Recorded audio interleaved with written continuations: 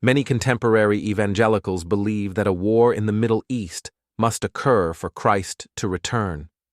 That creates a serious moral dilemma when believers support real wars in the region and forget their teacher's command to overcome evil with good.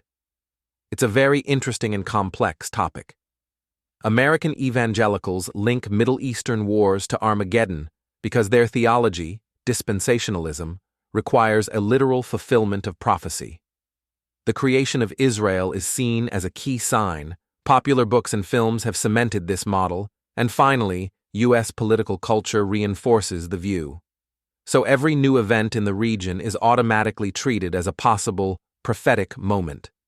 Most Christian traditions hold that biblical prophecies are symbolic and cannot be directly tied to contemporary politics. This is the standard view in Catholic theology, in Orthodoxy, and among most academic Protestants. So why do American evangelicals react so intensely to every war in the Middle East? For them, it means the Bible is coming to life before our eyes. It's a source of inspiration, though, tragically, one for which the peoples of the Middle East often pay dearly. Support for Israel in America has become a religious duty. Many believe that blessing Israel equals blessing America. As we can see, this affects U.S. foreign policy. The reasons why American evangelicals often connect events in the Middle East with Armageddon lie in a combination of theology, U.S. history, and 20th century politics. The main cause of these views is dispensationalism. Dispensationalism is a scheme for interpreting the Bible according to which history is divided into stages, dispensations. Israel and the Church are two separate plans of God.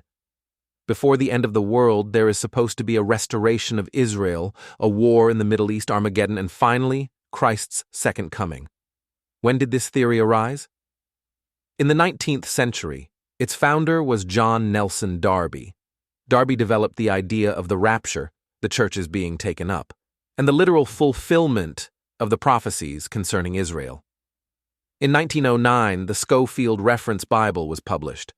It's an ordinary Bible with commentary, but the notes explained prophecy through the lens of dispensationalism, linking ancient texts to contemporary geopolitics.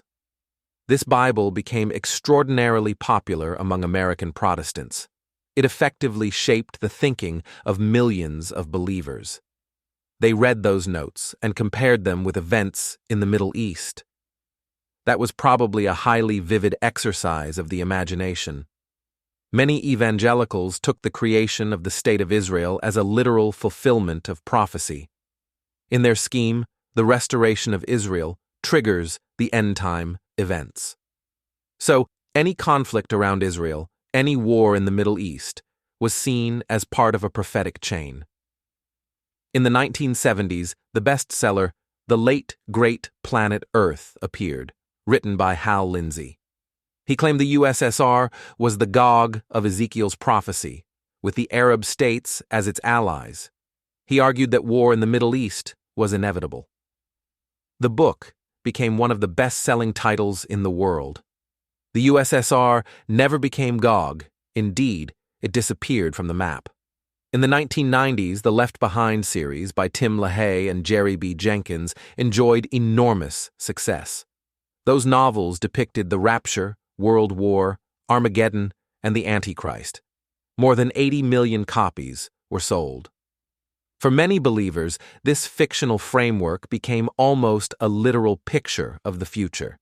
And just recently, in 2026, several U.S. evangelical leaders declared that events in Iran, U.S. and Israeli strikes, the death of the supreme leader, and regime instability might be the fulfillment of biblical end-times prophecies, another, so to speak, final stage of the last phase before the end of the world.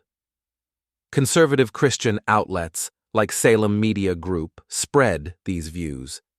Iran is usually presented as a source of evil, military actions are described almost as instruments of God's plan, and a revolution and mass conversions to Christianity are expected.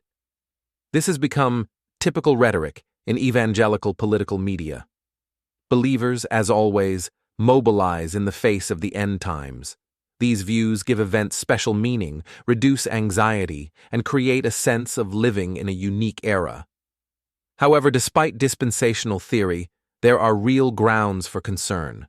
First and foremost, the suffering of people in the Middle East. Comfortable Americans only know what falling bombs are from television. Christians claim that these sufferings are part of God's plan, that suffering can lead people to God, that God judges evil. But why should God judge evil only in the Middle East? Why would God supposedly need violence and war to fulfill prophecy? Where is the support for these theories in the authentic teaching of Jesus? Did Jesus himself achieve his goals by means of war or not?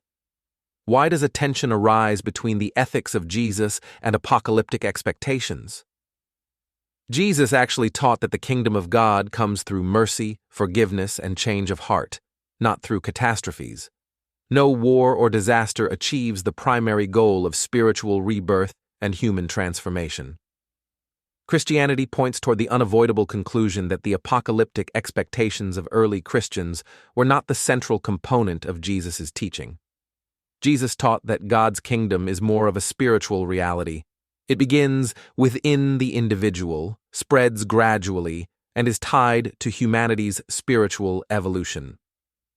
In other words, history is not moving toward catastrophe, but toward slow spiritual development, a kind of spiritual springtime for humanity.